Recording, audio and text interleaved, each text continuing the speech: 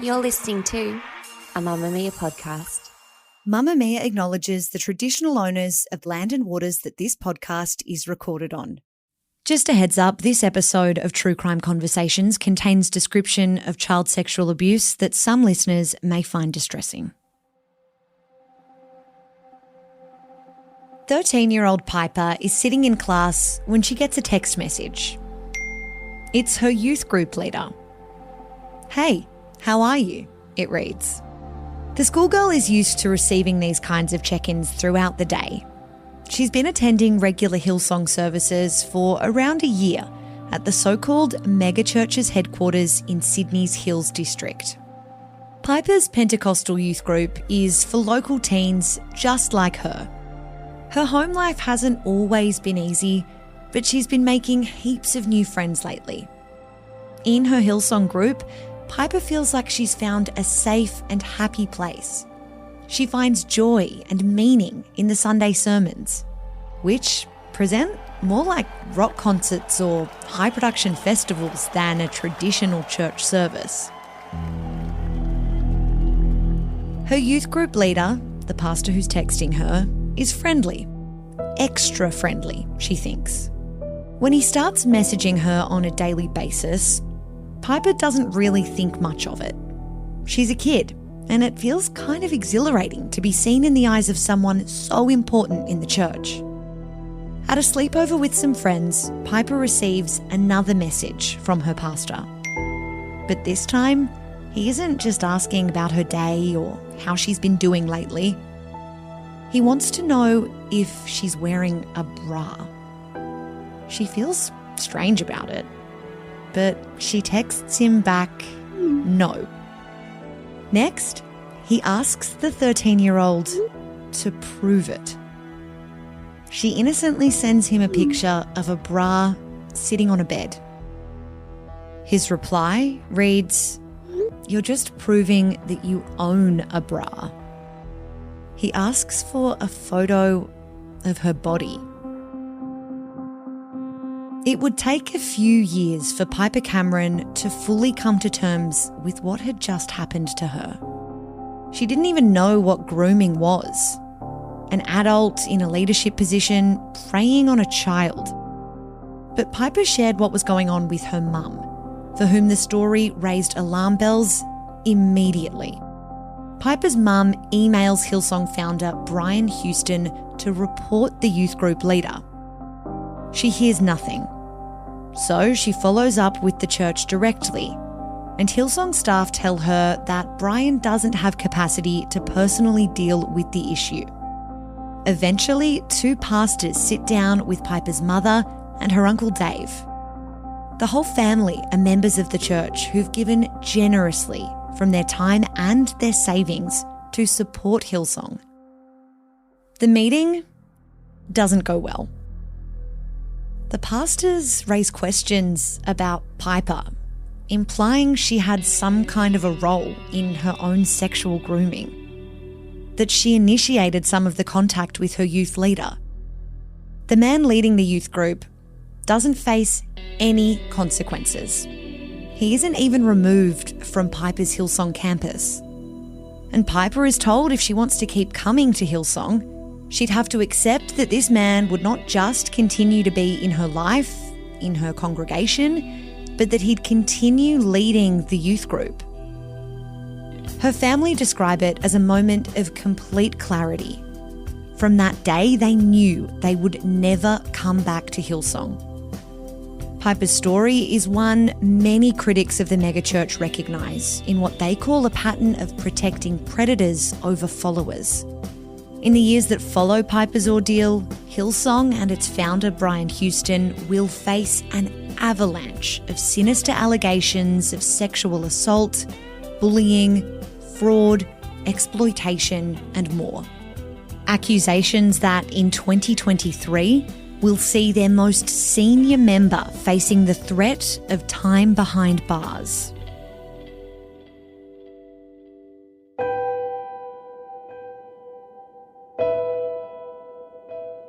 I'm Emma Gillespie, and this is True Crime Conversations, a Mamma Mia podcast exploring the world's most notorious crimes by speaking to the people who know the most about them.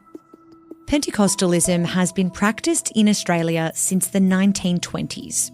But it wasn't until husband and wife team Brian and Bobby Houston launched Hillsong Church in 1983 that Pentecostal Christianity really began to surge in popularity. From its humble beginnings in Sydney's Baulkham Hills, by 2018 Hillsong had 80 branches in 21 countries. Hillsong is one of Australia's most successful exports, with its music sung by an estimated 50 million people across the globe. They have a TV channel, a performing arts academy, podcasts, books, colleges, and conferences that will set you back $300 just to attend. At its peak, many around the world saw Hillsong as the celebrity church, with stars like Justin Bieber, Kylie Jenner, Chris Pratt, Selena Gomez, all checking out Hillsong at one point or another. I just enjoy seeing people worship, praising God. The church's influence doesn't stop there. Prime ministers and presidents have sung its praises around the world.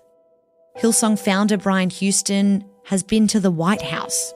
Former Prime Minister Scott Morrison has described Brian Houston as his spiritual mentor. I speak about my faith with Jenny because I want everyone in this place to feel comfortable about talking their faith in this country. It's not a political agenda, it's just who we are, it's who you are, and wherever you are, they're who God made you. The Hillsong dynasty made $80 million in tax-free revenue in 2014. But after its spectacular rise to international popularity, over the last several years, Hillsong has been dogged by controversy. Hillsong megachurch in crisis mode. Hillsong has lost its founder and global leader. Hillsong church leader Brian Houston has been charged with concealing alleged child sex offences. In 2021, police took a nearly 3-year investigation to the next level, accusing the head of the Hillsong Church of concealing child sex offences in order to protect his pedophile father from criminal prosecution. To date, 8 men have come forward claiming abuse by the late Frank Houston. On the 15th of June 2023, his son, Brian Houston, is due in court to answer for his alleged cover-up. Today, Hillsong profits and follower numbers are in freefall, with allegations of mismanagement at every level all over the world eroding its stronghold on Pentecostal believers.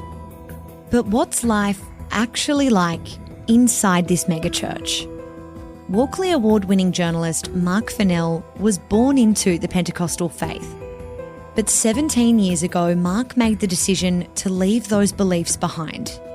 Now, he's confronting his complex childhood within the church in his new SBS documentary, The Kingdom, which explores the seismic shift driving Hillsong's decline and the human cost of the Pentecostal juggernaut. He joins us now.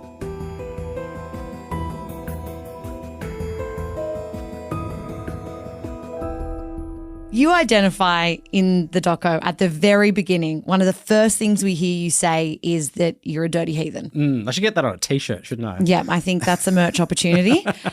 But that wasn't always the case, was it? No. I was born into and raised in a series of big evangelical churches. Actually, I say big because it was all over the shop. And the very first one was a church that was then called CLC, what is now this big behemoth we know as the Hillsong Church. But then there was a whole bunch of smaller ones as well, right throughout Sydney where I was born and raised. And so I've kind of seen the inside of a whole ecosystem of Pentecostal churches. And it's probably worth pointing out that when people talk about Pentecostal or evangelical churches, you always end up somewhere or another talking about Hillsong, but there's hundreds of them around Australia. And some of them are quite big, some of these quite big mega churches. And I think for me, I hadn't really talked about it for a while. Like I'd actually kind of been avoiding talking about it. And I think when it came up, what I found myself doing initially was sort of almost doing like Pentecostal 101 for the people that I work with, going, well, this one's connected to this one and this one's connected to this one. So it's quite an education. You say that you're kind of ashamed to talk about your time as a Pentecostal Christian. Why? Okay, so I think it comes with a lot of baggage is the short answer to it, actually, because when people realise they have it in your past, what they don't necessarily get is whether you were there by choice. I was kind of born into it and I didn't really have a choice about it. And eventually I chose to leave. But I don't have this big mic drop, something awful, abusive happened to me. Actually, what happened was there was a period of my life where that community that Pentecostal Christianity has was really important. It actually saved my life in a very serious way. Then at the same time, I also kind of felt like a fraud because Pentecostalism is a faith built on feeling, right? If you ever go to one of these services, I mean, they're all kind of the same. Nobody likes to admit it, but it's true. They have these 3 big songs, 3 emotional songs, and they announce all the prayers that were answered that week. Then they ask for money. Then they have the big sermon. And then, of course, like 5 minutes before the end of the sermon, the music starts swelling and it grows and it grows and it grows. And then they have the altar call. Come on down if you want to accept Jesus into your heart. They are the same, right? That emotional roller coaster is so key to people's experience. And at a certain point, I realized I was faking it. I would have this moment where I looked around at all these people that were like either speaking in tongues or having these incredible like connection moments with some higher power, and I felt nothing. And I was like, I don't think I can fake this anymore. There's really only one of 2 outcomes. Either all of these people are lying or there is a God and he's very powerfully speaking to each and every one of them, and he's looked at me and gone, yeah, not you. And when you think about it, that's actually incredibly painful as a thought, that the power that created the universe is speaking directly into the hearts and souls of those around you, but yeah, not you. And I think the concept of that was just all too hard. And so I just ran away, and I think I've sporadically mentioned it here and there, but what was telling for me is the team that I work with is a small kind of doco team at SBS. They've all known me since I was in my 20s. They've all known me for a really long time, but most of them didn't know that part of me. And they're like, I'm sorry, what? You used to be part of this, what? And it occurred to them that I might be in a good place to tell the stories of both sides of that world. What I don't think any of us predicted was how much I would become part of the story, which is not normally a thing I do. And I wear it very uncomfortably. It was a very unusual, awkward journey. Representing those sort of 2 sides or telling both sides of that story, as you mentioned, did you feel a kind of responsibility? Because I guess what comes through quite clearly in the first half of the doco and that sort of surprised me is that you do want people to know that there are good people in these communities, that there are not necessarily ill-intentioned leaders in all of these communities, and that some people's lives are enriched. I mean, you're talking about a community that like literally millions of people rock up to these churches every week. There has to be a reason. No one's doing it out of obligation. I mean, some people might be doing it out of obligation, but most people aren't. There's millions of people that go to the thing. Why? Right? And I think one of the things I noticed when I was growing up in the churches is that you get 2 kinds of stories about Pentecostal Christianity. Fairly sensational stories that exist on the outside, which are usually about the sex scandals, money, financial impropriety. And let me be very clear, those are important things that need coverage. Like, they are important to talk about. But they're always told from the outside in, and sitting underneath those stories, you can always tell whenever you see them on TV, there's like this little thing that sits underneath, which is like, these people are freaks. Right? And that's the underlying philosophical thing that sits underneath all of those reports. You can tell. On the flip side of that, inside the Christian world, I think there's a serious problem with toxic positivity, where even pointing out that there are problems and things that can be fixed is seen as an attack by the enemy. That's how they frame it. It's an attack by the enemy. And so often things go unresolved.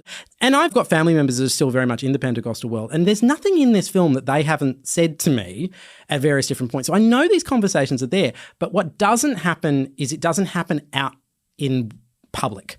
So I was like, I'm in an unusual position. I'm removed enough that I can see that there are some of these issues that are unresolved, but I still understand these people. It affects people I know, right? And in some ways, what's actually more important to me is that actual Christians, current believers, watch it, because it's their lives that are affected by it. People on the outside can watch it and hopefully they kind of understand why it attracts people. But I think what's more important is the people that are inside, because it's up to them to change some of the mistakes of the past to make sure that it doesn't happen. Can you do a film that kind of points out the problems in the Pentecostal world whilst not necessarily attacking people's faith?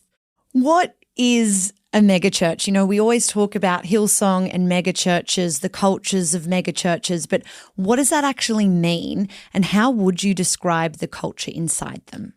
I mean, there's a basic mathematical answer to that, which is like, I think once you go beyond, 1,000 people, you're in a megachurch territory. But I actually think it's more than that. There's a vibe shift that happens on the well-resourced churches, right? When you walk inside most megachurches in Australia, like the ones that are at a certain scale, they feel different. And partially it's about the number of people, but also it's about the AV setup, the lights, the colours, the sound of the music. It's booming. It's a party every Sunday.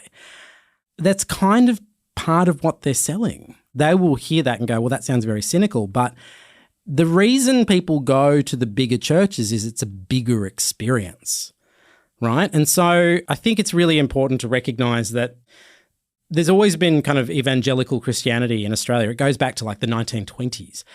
But what the megachurch, and I think it is fair to say what Hillsong really pioneered, is a schmickness and a use of music and lighting to really turn it from a service into a spectacular. And that's what Hillsong pioneered. And now what we see is, over sort of the last 10, 15 years, there's all these other churches that Pentecostalism is pragmatic. If they see something that works, they'll copy it. And so now you see all these other churches that have kind of looking at what Hillsong pioneered over the last 20 years and gone, yeah, we'll do that. We'll get the LED wall. We'll get the lights. And even the shape of the sermons have kind of replicated it. I often say that, Hillsong didn't invent the megachurch, but I think it's possible that they perfected it as a spectacular. And it's also an Australian export. We talk about things that Australians are famous for. It should go like iron ore, education, Hemsworth Brothers, Hillsong, right? This is something. The Big Four. Like this is something that was started in a shed up in the suburbs of Sydney that has now been exported all around the world. And there has been docos on Hillsong that have been done in America, and they always kind of anchor the American experience. But no, this is ours. We're responsible for the good and the bad of this. It comes from Australia, and it should be told from an Australian perspective. Yeah. When you look at this spectacle of what Hillsong services look like, and from the outside they look like music festivals. There's these huge campuses, enormous venues, music to an incredible standard of production. All I think when I see all of that is, well, that costs money. Yes. That's a lot of money. How do these churches make money? Tell me about how that is emphasized amongst their followers. So there is a fundamental idea that underpins not just Pentecostal churches, but all churches, which is a concept called tithing. It goes back into the Bible. And the idea is basically 10% of the money you earn belongs to God. Now, that's not unique to Pentecostalism. That's actually pretty much like Bible-wide. And the idea is that money just goes to the house of the Lord. And, what has, I think, transpired in the last 20 years is they've got really good at point of sale. You can do tap and go. The little bag where you put your cash in, that doesn't exist anymore. You can tap and go. There's an app. There's a QR code. Like all that stuff has grown. So there's a baseline understanding that 10% of your income goes to the church, right? Now, that exists everywhere. The accusations that I think are valid is the way money gets talked about in Pentecostal Christianity can be quite manipulative. And there's a clip in the film where somebody's quite full on. It's like, it doesn't belong to you, it belongs to God. And I think that can be quite manipulative, right? In fact, Malachi 3:10, which we're very familiar with, it says, you rob God if you maintain the tithe for yourself. If you're trying to keep that 10%, it's not yours. I also think within particular Hillsong, there were different categories for people. So if you gave above a certain amount of money to the building initiatives, you were classified as a kingdom builder. You can talk to people that have given tens of thousands of dollars over the years to the building of the church. Now, I think it's important at that point to ask the question of why. Why are people giving money? Now, underpinning a lot of Pentecostal churches, but I think something that Hillsong kind of really pioneered, is a term called the prosperity gospel. Right? You are blessed to be a blessing. You are being given wealth and riches by God so that you can pass it on. And very early on in his ascendancy, one of the reasons why Brian Houston was so popular, I think, and this is my personal opinion, is that he presented an image of Christianity that was like, God wants you to be prosperous. He wants you to live a great life. You get a promise in eternity, but you should also be living it here. And wealth is part of that, right? He was selling an idea that God wants you to be profitable or wealthy or prosperous, I think is probably the right term, here and now. And I think with that, he takes the veneer off talking about money, because it's not just you give us money, it's also about God wants you to have money as well. He brings it into the conversation in a way that it's cyclical, right? It's not just about you give us money to build all this stuff. In return, God also gives you money. And I think it's important to understand that the way wealth is talked about is quite holistic in those Pentecostal churches. And I think that's partially why it isn't like this dirty word that perhaps it feels like, but potentially on the outside. Of course, Hillsong have been accused of extraordinary fraud, exorbitant spending. Brian Houston himself has said, I never took a vow of poverty. But when you look at this expectation on followers to sacrifice certain parts of their salary, you know, humble families who maybe can't necessarily, in theory, away from faith afford that, what do you think that tells us about Brian Houston, the man, and the culture of Hillsong? Without having sat down and spoken to him myself, I'd be wary about making a psychological assessment of the man. And, you know, he's also facing some court charges about some other stuff at the moment. So I tread very carefully on Brian himself. What I've observed, not just from him, but a whole bunch of Pentecostal leaders in similar positions, like positions of enormous privilege and wealth over years and years and years of doing ministry, is I do suspect there's something of a disconnect, right? Their life experience at a certain point becomes so vastly removed from the life experience of those who they are ministering to the point that I wonder if that level of wealth becomes so normalised that perhaps they don't realise. Now, that's me being extraordinarily generous. Like, let's be honest, it's being really, really generous. But I don't have any evidence otherwise, right? I think if you're positing wealth and material gain in the context of a higher power, if I have it, God must have willed it to be. If it has come to us, that is God's will, right? You don't have to defend that. Like, you don't have to be sorry for your Rolex if God's willed you to have a Rolex. Yeah, I guess the interesting thing about introducing God into the mix is it's actually externalizing some of your own choices and some of your own consequences. So if things go well, God. If things go badly, God has plan. And you can see how that does interesting things to people's sense of accountability, I would imagine. And I think you can see how it makes it easier for them to feel like it's not due to my choices, my behaviour.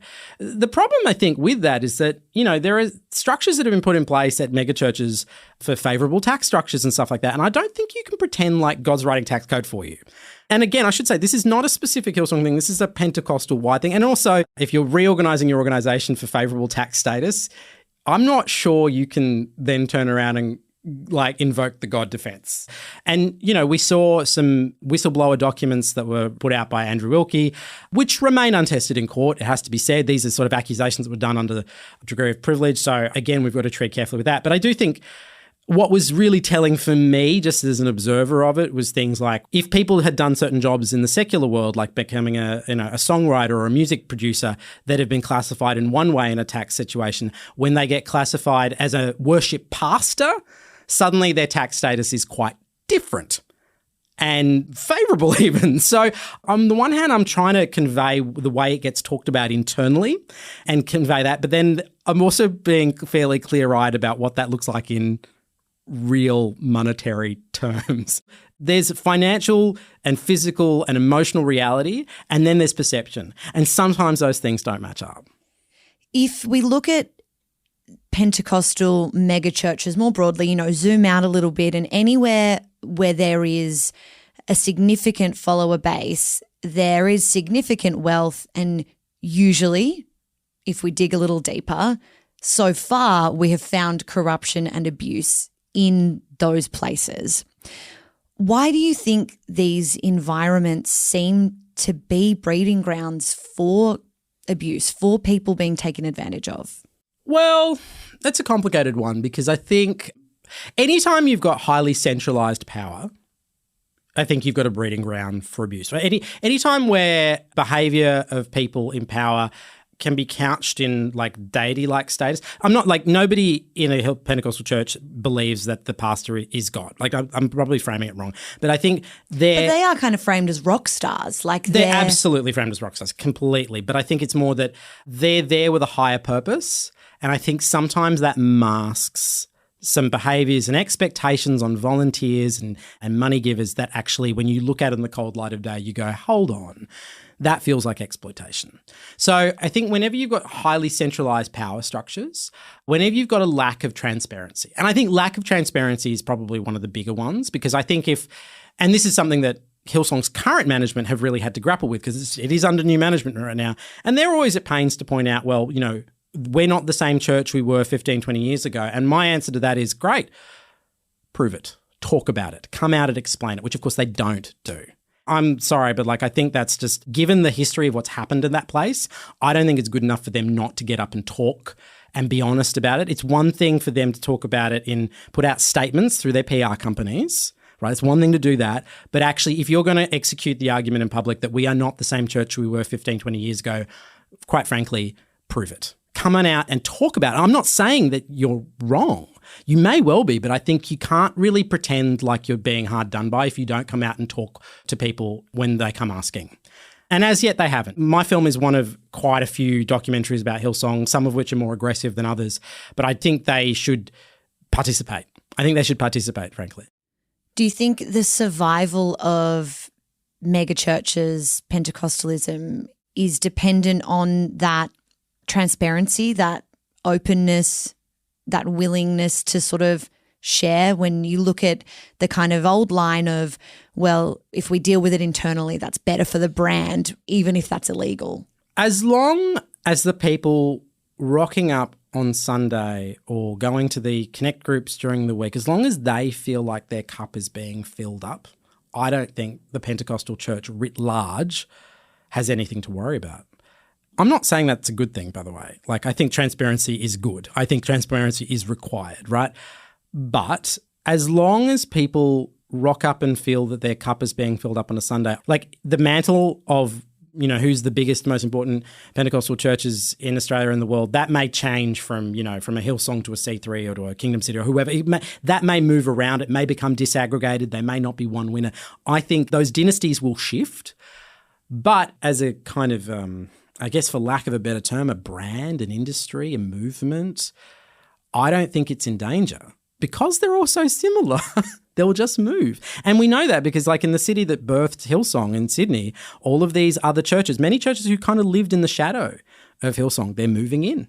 And whether they admit to it or not, they are inheriting the flock, right? So I think as a movement, I actually think so long as they do their job on a Sunday, there'll be enough people that aren't that worried that they'll just come and be filled up. Because it's quite a I'm getting in trouble for saying this, but I think it's true that there is something that at the heart of Pentecostalism that is a bit about me.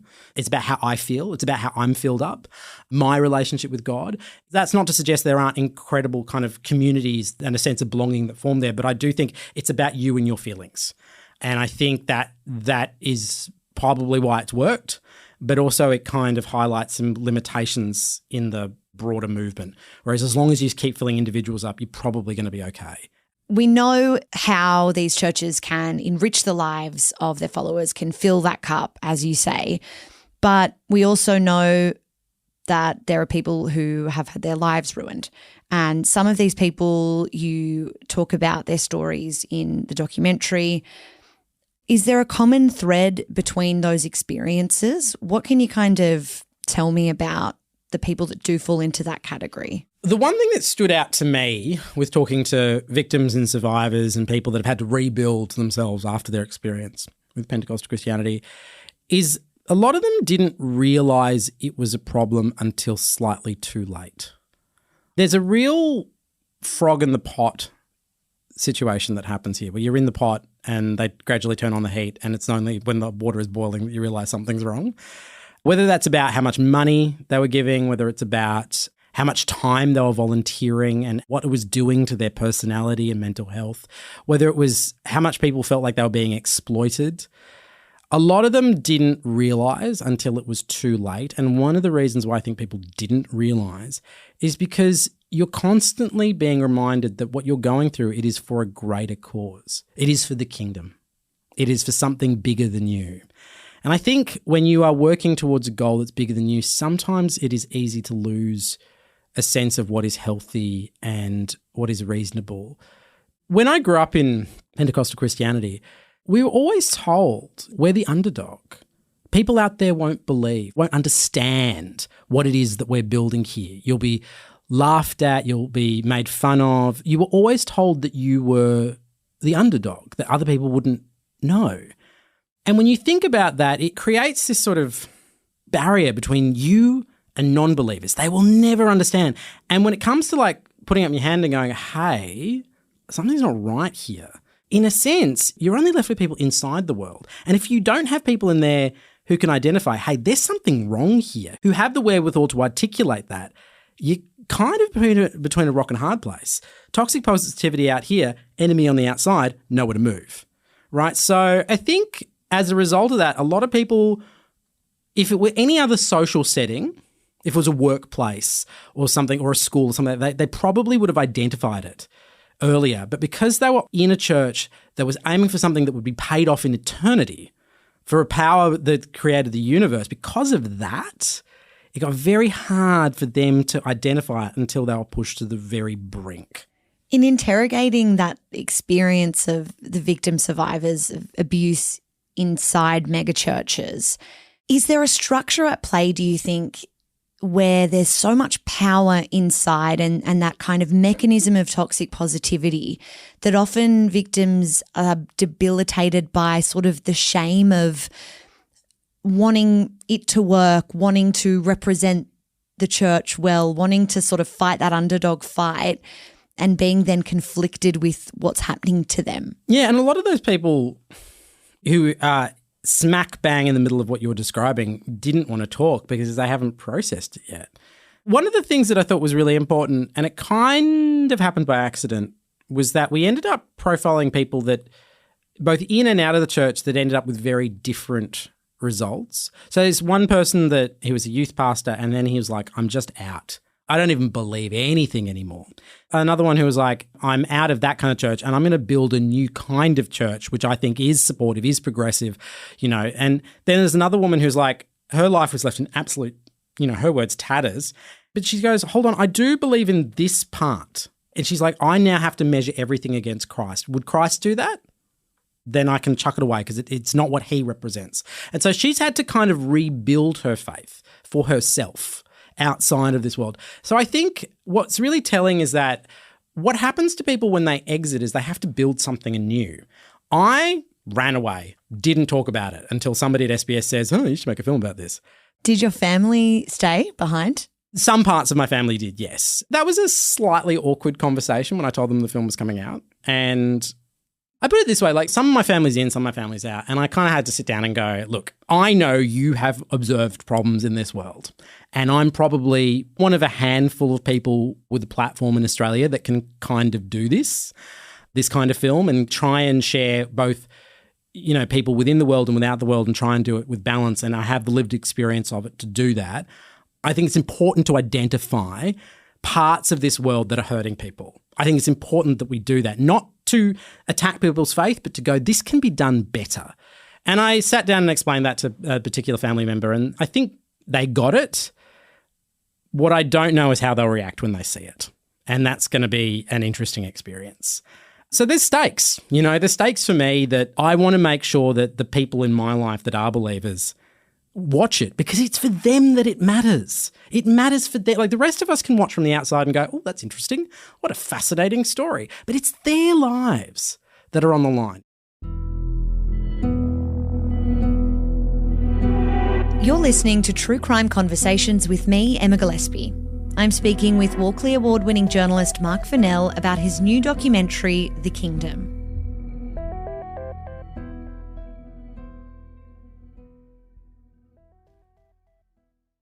From the very beginnings of how these megachurches would play out in Australian lives, New Zealand, Frank Houston, obviously we have to talk about the father of Brian Houston. He has passed away, but we know now that he was a pedophile. There's a photograph that you share in the Kingdom, and it's your family and it's you as a little boy standing with Frank Houston before the world knew he was a pedophile. How do you feel when you look at that image today? I remember when it happened. I'm 5 years old, so I don't remember a lot from when I'm 5, but I remember that. I remember standing on the stage. I remember folding my arms and doing like the hanging with Mr. Cooper pose. I remember mugging for the camera, getting a big laugh from the church. Clear indication that I was going to be a massive narcissist TV presenter. Showman from the beginning. Exactly. I remember the moment, and I was flicking through old family photos, and I saw the photo. I saw Mum, I saw my younger brother. It was my brother's dedication, sort of like a christening for Pentecostals. And then I noticed the man over my shoulder. I was like, I remember just looking at it going, oh shit, I know who that is. Because we never had much interaction with Frank, or to be honest with you, Brian. I vaguely remember both of them growing up, but I never had much interaction with either of them. But I remember looking at the picture going, okay, right, wow, didn't realise that picture existed. Isn't that amazing that you've had this memory all along? But I never thought about the man over my shoulder.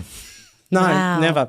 I will say that the news of Frank Houston being a pedophile who admitted to doing some horrific things, when it first kind of hit the news a couple of years ago, I remember I was sort of simultaneously shocked, but also not shocked, because we know enough now about people in positions of power that there's a part of your brain that just goes, oh, wow.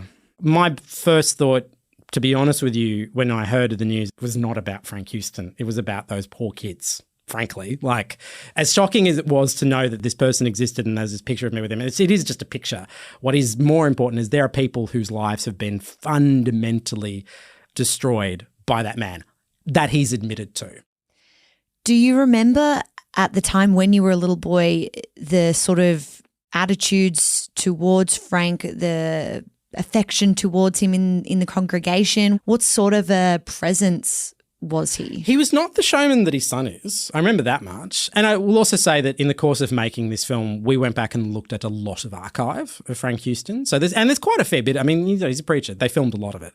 And I watched a fair bit of Frank Houston archive when we're putting together the film. And I think what's really telling is, just to remove what he was getting up to with kids, right, for a second, as a public speaker, he's a lot more severe than Brian, but you can kind of see a little bit of what Brian was kind of borrowing from. I think Brian's actually if you were to just like evaluate his sermon style, he's borrowing a lot from what I think he sees in America.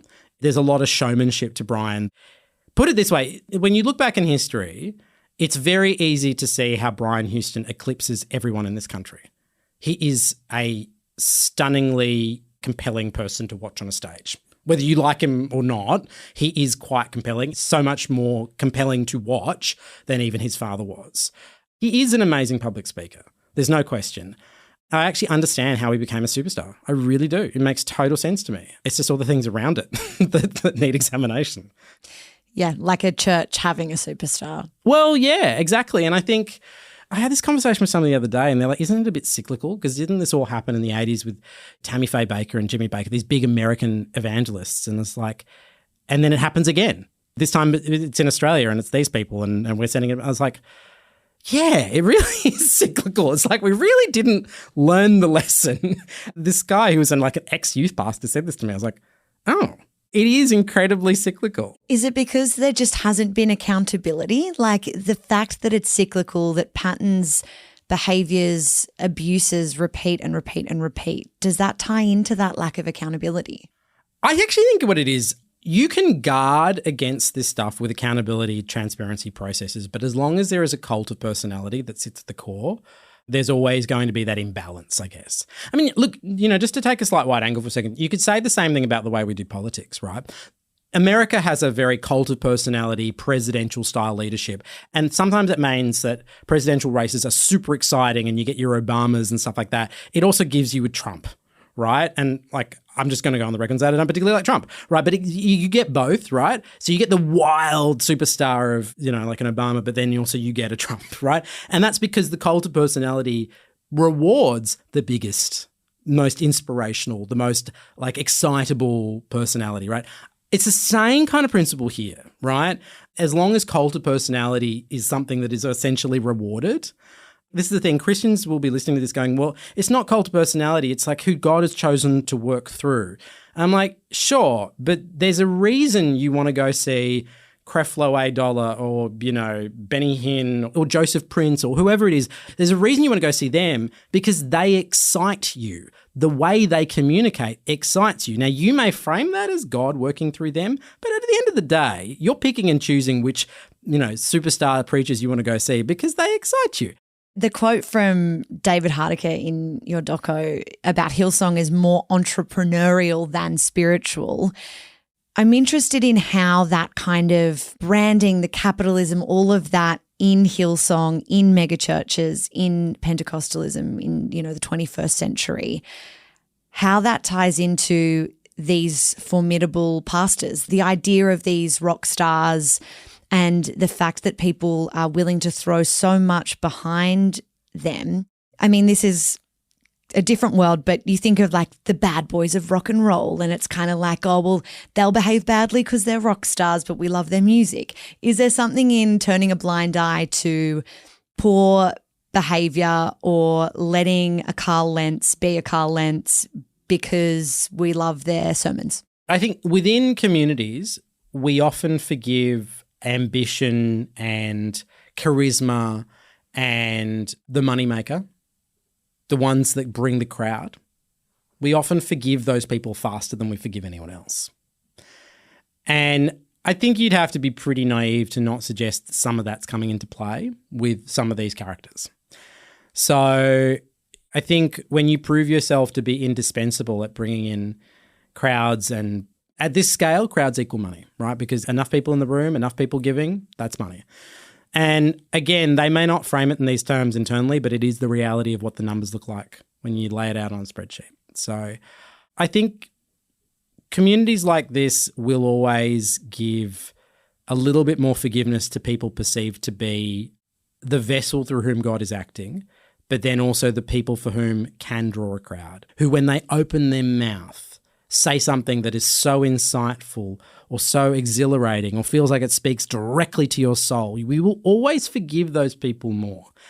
For some of these people, it seems like maybe that charisma blinded them to some real issues. In a lot of these cases, people were pointing out problems and they were ignored. People were pointing out problems when Brian Houston took control of the AOG, which was the sort of the overall body. There were people kind of campaigning against it back then. So it's not like people haven't been talking about these issues right throughout the ascendancy of some of these characters, like your Brian Houstons and your Carl Lentzes. People were talking. The question is, why weren't people listening? Or at least not listening enough to change the trajectory of history. Yeah, I think it was 2014 that there was a Royal Commission inquiry into child sex abuse, and Brian Houston spoke in that inquiry, and he said that his father described his abuse as far as sexual abuse goes, it was on the lighter side. Now, Brian doesn't say that that's what he thinks of that abuse, but he does say that that's how his own father saw his own abuse of children. That was 8 years ago. This is all coming to a head. We have a court case looming June 15. But do you think that the church understands the impact of Frank Houston's abuse when leaders like Brian Houston share messages like that? I would hope that in light of everything that's happened out of the Royal Commission, out of whatever comes of the court case that Brian's facing right now, I would hope that not just leaders of Hillsong, but leaders of all Pentecostal churches look at this and go, this is a thing that needs to be taken seriously. It needs to be taken seriously at the first inkling, no matter where it sits on whatever spectrum that Frank may or may not perceive. I would hope that all churches look at this and learn the lessons of what's gone horribly, horribly wrong here. And if they don't, that is a far bigger indictment than anything I or a film can say. As someone with such a unique experience of, being inside this world, outside of this world, with your journalistic experience, Brian Houston is in the middle of a criminal trial for concealing the crimes of his father. But just recently this year, he preached in New York and he was speaking about what a star preacher his father was. And he framed the persecutions against Brian because it is worth saying he's lost a lot. Hillsong has nowhere near the numbers that it used to have. There are a few hundred maybe that'll show up on a Sunday in the Hills district of Sydney as opposed to a few thousand just a couple of years ago. But he frames his persecutions as a demonic attack, that there is a higher evil, more sinister power working to bring him down. How do you feel when you hear that, when there's that complete lack of accountability and it's, I haven't done anything wrong, but the devil is working in his way to ruin my life? I mean, accountability with Brian is an unusual one because he's given quite a few statements in the immediate aftermath of when he was removed from the leadership of Hillsong. He did offer some kind of more meaningful statement as to what he did wrong, but in a very sort of carefully scripted fashion. But you're right. He's been doing speaking appearances right across the US and different parts of the world. He did one here. He did an evening with Brian and Bobby. Bobby's Houston is his wife, and also a significant pastor within the church herself. My impression from watching Brian speak is one thing that he's really good at, and he's still doing it, and that's speaking. I'm not going to psychoanalyze him from afar. I don't know him, but the sense I get is the way he would frame it is we still have something to give, right? He probably feels like he's still got something to offer. And the thing is, in a sense, he's kind of right because churches still will have him and people still absolutely rock up to those churches. They always stream them online. You can see the crowds, right? They're there. I spoke to a woman in Arizona who went to go see Brian and Bobby speak in Arizona after all of the headlines had come out, right? So she knew all of the stuff that had come out, but she still went anyway. And then she had a fangirl moment, seeing Brian and Bobby. And then I asked her, how do you rationalize that against what you know? And her argument is well, people do bad things under the influence of prescription drugs and alcohol, and that could happen to anyone. And it's that's true. Sure. But you reach to minimize for a person that they feel has invested so much in them personally. If somebody says something that fills up your cup, you're going to defend or you're going to minimize or whatever it is you're going to do. We gave space for her to give that perspective, but I think it kind of highlights how we defend people who make us feel good. So, when I watch Brian, just to come back to the core of your question earlier, when I watch Brian and Bobby speak now, it looks to me like they're behaving like nothing really happened. And then I think maybe in that room, on that stage, in front of that group of people and raptured watching them, maybe nothing does change for them. It comes back to what we were saying earlier. When things are going well, it's not because of you or because of how you structured your tax arrangement. It's because God has decided you're going to be profitable. If that's the case, then I suppose the inverse has to be likely too, that when bad things happen, it must be because the enemy is attacking you, not because you necessarily have done anything wrong. In the headlines, of course, we hear about the sexual abuse, the child sex abuse, the fraud, all of the money and power and corruption that comes with that in these churches. But one of the elements of exploitation that you cover off in the kingdom that I suppose I hadn't considered as deeply before is this idea of labor exploitation, of the way that followers are sort of brought in and used, for lack of a better word, to work extraordinarily hard for the church, for whatever is needed to be done, basically. Can you take me into that world a little bit and the story particularly of Dave, who you spoke to and what he taught you? There are a gazillion Daves in the Pentecostal world, people who come in through youth groups and then kind of prove to be really good at bringing in friends. And then they kind of get elevated into youth leadership positions. They often end up going through Hillsong colleges or Bible colleges. There's a few different Bible colleges around. Sometimes actually the churches do really incredible work where they crowdfund money for them to do that. So the churches are actually paying in some cases, not all cases, but some of the cases. Some of those colleges are very expensive. Some of that, yeah, they are. They're very, very expensive. And he ended up studying and going through Bible college and then kind of working both in sort of a youth outreach, a Christian youth outreach company, but then also doing stuff within Hillsong itself. The way Dave describes it is there was always a reason you could be there. There's always something that needs doing, whether it's organising or prepping, or there's always something that needs doing. I grew up with a few friends that were youth leaders at admittedly smaller churches, and if you allow it, it can become your life. It really can. But the thing is, they need it to be, right? These churches need a few things to deliver on the promise. And one of them is obviously money, but the other is it needs people. It needs volunteers. It needs people who are there and committed to the idea of building the kingdom. If you've got thousands of people coming along every Sunday, someone needs to set up the infrastructure, the food and beverage, the parking, the everything that comes with that. Yeah, in fairness, there are absolutely paid jobs within this world. Like, let's be clear, it's not like everybody's a volunteer. They're there, but it would not be doable without volunteers. It would not. Like, none of them. You could not do it without volunteers. And so it is a necessity to create an environment where people feel like they want to. But I think what's telling in this case of Dave and countless other people that I personally know is Dave actually describes it really well, which is like they don't talk about it as like this is a thing you have to do. And this is the toxic positivity. There's a perfect example of it. This isn't a thing we have to do. We get to do. I reckon I heard that dozens of times as a kid, right? Isn't it amazing? This isn't just a thing that we have to do. We get to do. And it's like that just tells you everything about the framing of it. And so I said to Dave, like, is this a thing you have to do? He's like, there's nuance to it. You feel obligated.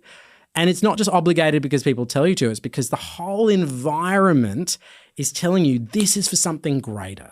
This is for something bigger than you. And it's hard to convey that to people. If you don't have the frame of reference, it kind of just seems all a bit weird. And indeed it is a bit weird. But it's not. And I think within that coercive environment, and it can be super coercive, within that coercive environment, people overextend, people are exploited, people are taken advantage of. Some people find the greatest experiences of their life and make lifelong friends as well. So these things happen as well. Within that, though, people, and particularly Dave, reach a really dark moment. And Dave, it's in the film, but Dave reaches a moment which is a point of no return that completely changes his life, and it's very, it's very full on. But I reckon I've lost count of the number of people that told me versions of Dave's story over the years before we even started making the film. So when Dave said that, I was like, my God, you could have been X person from when I was 22. And I think what it was alarming to me is that those stories were still happening. It seems like more than a church or a place people come together to worship or to feel a sense of community, that there's a very specific design here, that everything is very strategic, that even the way you describe how a service runs, that there's this crescendo and emotions are really high, and the way that everyone is sort of brought into this toxic positivity bubble, that it's almost by design that people get caught up in that ecosystem. I guess so. I think the problem I have with the by design argument is I don't know who to point to as the great mastermind. You know what I mean? Like, I don't think there is one person, certainly not a Brian Houston or somebody like sitting there in the corner going, this is the plan. This is what we're going to do. This is how it's going to work. And if that person exists, that person should probably technically be classified as God. Do you know what I mean? If you're that good, you get to be called God today. Look, I think you'd have to acknowledge there is clearly a design. I don't think it was a master plan.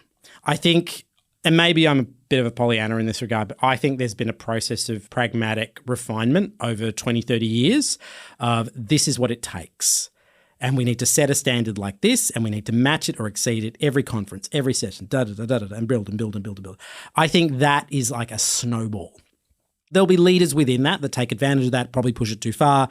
Some leaders that were probably waving the flag along the way and went, hey, this might be a problem. And, Lord knows what happened to those people. So I think you kind of got to recognize that, yes, it's by design, but I'm not convinced, at least, that there's some master plan somewhere where somebody was like, this is what it would look like. I think, if anything, it's an example of, I think, groupthink, maybe possibly gone awry, potentially. But even then, I'm talking in really broad brushstrokes. It's hard when you make a film like this because you want to pick out stories that help you illuminate the whole, as opposed to this individual story sits alone. You want stories that kind of allow you to paint a picture of a movement, of a kingdom. What it also does is it kind of highlights is the best and the worst of this world exists in all the small decisions. The small decision whether to constantly ask this volunteer to give their time. The small decision to ask a volunteer to go babysit a pastor's kids so they can write a sermon. The small decisions to ask people just a little bit more forcefully for their money. It's in those small decisions that the ethics of this enterprise kind of reveal themselves. We look at Hillsong and the dwindling numbers, and what is very evident in The Kingdom, your film, is that these followers aren't ceasing to exist within the Pentecostal faith. They're moving around to other similar churches, which I'm sure those churches wouldn't want me to say that about them. No. But in terms of how the setup appears to me on the outside, they hate it. They hate the implication. They're evangelical, they're Pentecostal. There's a huge focus on music and what that brings to the lives of their followers. Do you think that enough has been learnt and said and done that these new churches that are cropping up will get it right? Or do you worry that there's a danger that, that they're just micro Hillsongs everywhere all around? Yeah, I mean, David Hardacre in the film, he does say, I worry that the Hillsong imitators are also Hillsong waiting to happen again. There's a terrible cliche that all news reports end with. Once you hear it, you'll notice it all the time, which is when a news reporter doesn't know how to end a package, they always say, something, something, something, time will tell. The question you're posing exists in those words, time will tell. But I also think there's another component to it. I learned a long time ago that when I make a documentary or a podcast or whatever, I am starting a conversation that the audience finish. Now, with The Kingdom, I'm not starting anything. I'm injecting myself into a conversation that's been going on for years, right? But I do think we're adding to a conversation, but it doesn't end with me. Where it ends is in living rooms where Bible studies are happening. It ends in boardrooms of churches where they make decisions about how they will manage their volunteers. It ends in how do we decide how we're going to talk about the money that we need to run this enterprise. That's where it ends. It ends in those conversations. So I think there's a recognition that when you make a film like this or any of the documentaries I make, that I'm not concluding anything. I'm pushing something forward. I'm presenting a whole array of opinions together, including my own, it has to be said. So I'm not exactly clean skin here, right?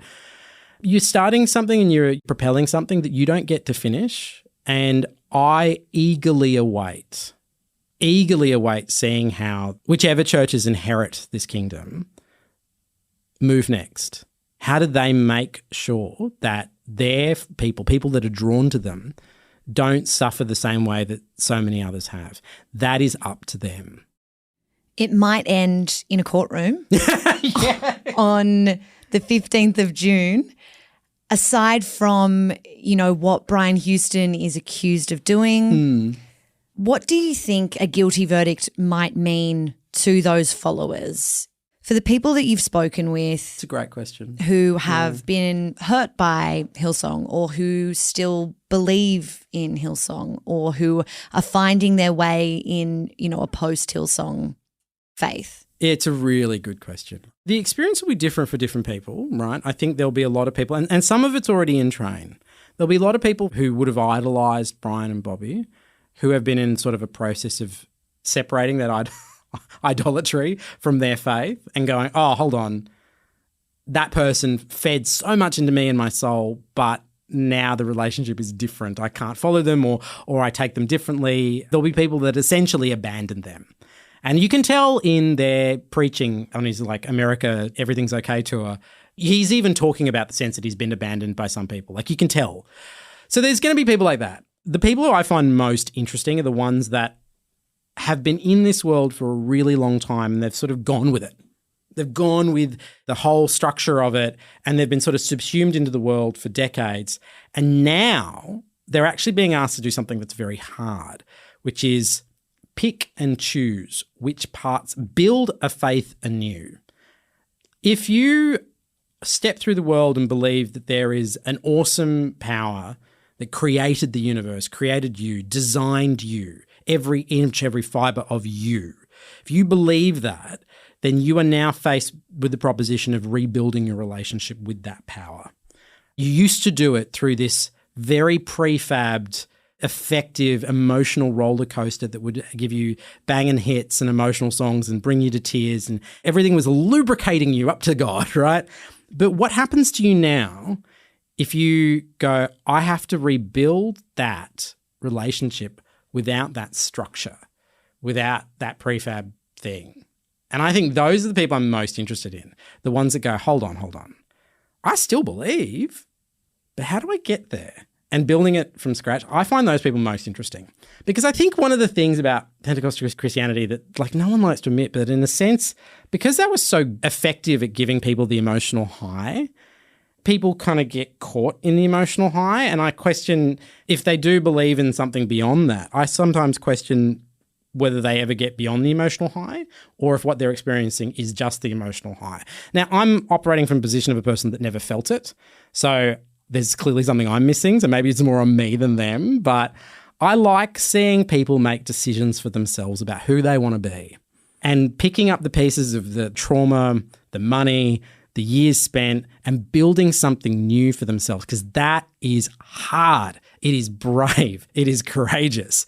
And the people at the end of the film, I think they are brave and courageous. Not only are they building themselves up again, they've chosen to do it in public by talking to me. And that's bloody hard because lots of people said no, let me tell you, right? So to the people that did agree to be in the film, the Sues, the Daves, the Shanes, it was bloody hard for them to do this in public, and they did it for a reason. They did it so that other people would know what it was like and could make choices for others that hopefully stops other people from getting themselves hurt. So those are the people that I actually think are heroes.